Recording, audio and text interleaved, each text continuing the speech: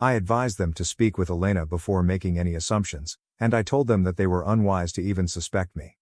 Throughout our conversation, I noticed that my parents were more concerned with the shame that would befall the family if Elena's admissions were public, rather than expressing concern for her. My mother appeared fascinated with her immaculate daughter's clandestine actions. She kept talking about how unexpected it was to discover this aspect of herself and how others would respond if they ever found out. Elena and Dad were overwhelmed and unprepared to deal with the situation, so my mother begged me to return home so I could assist them in caring for Elena. My mother implored me, what do we even do? I feel so ashamed of her, so maybe you can talk to her for us. As if this were a legitimate demand to make after years of not communicating. I can't help Elena. She needs professional help, I stated bluntly.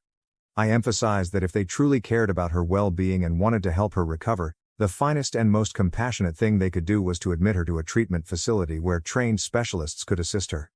But my father immediately rejected the idea of sending her to rehab, nearly trembling at the thought of their family's good name being tarnished by her admission to a treatment center. He was obsessed with the possibility of their reputation being harmed by sending her to such a location. He claimed it would only assist to damage their reputation. The thought of people knowing that their only accomplished daughter had a sickness as serious as heroin addiction horrified him. My father chided me for even considering this option, as if openly admitting her addiction was more shameful, and as if constant surveillance would magically fix the problem. Dad insisted that I return home, and that the three of us work together to care for Elena, putting her under constant observation to prevent a relapse. He kept saying how much they wanted Elena to feel better and get back to her normal life as soon as possible. Their perspective was that everything would return to normal as long as no one else knew.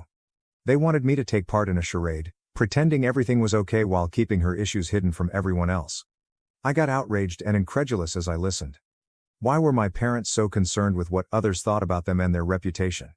Here was an opportunity for my parents to truly stand up, to demonstrate that they could prioritize their daughter's needs over appearances and transform her life. My sister was plainly suffering from something serious, yet they still struggled to do the proper thing. These people had not altered all that much, obviously. On top of that, they were now attempting to entice me back in, urging me to maintain this family front by assisting them in caring for the sister they frequently likened me to.